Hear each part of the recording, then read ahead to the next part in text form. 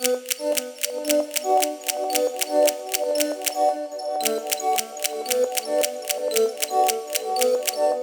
UK politics keeps reaching momentous days. It's reached many of them in the last year or so, famously when Theresa May was trying to get her withdrawal deal through Parliament, and then more recently when Boris Johnson brought his withdrawal deal to Parliament, and although it passed a majority for the second reading, the government couldn't win the timetable vote, and therefore the government withdrew the legislation.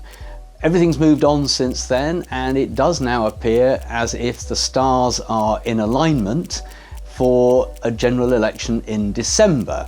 The government wants this. It held a vote only yesterday, which it lost under the Fixed Term Parliament Act, but now it appears that a simple bill that effectively overrides the Fixed Term Parliament Act, a new simple majority bill, or even actually using the Fixed Term Parliament Act process, one way or another, it appears that the government can now muster a majority, not only with the SNP and the Liberal Democrats, but potentially with the Labour Party voting as well. And this will all be revealed this evening.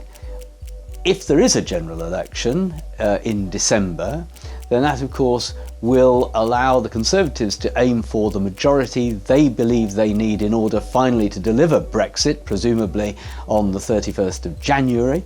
And secondly, it allows the opposition parties, many of whom want a general election to try to boost their chances even to win, to get closer to that objective. Polls at the moment show the Conservatives significantly ahead of Labour, but of course, as we saw in the 2017 general election, things can change quickly during the election period. So it now does look as if the UK is set for a general election, and that the result of that will determine whether or not the UK leaves the EU, and with or without a second referendum.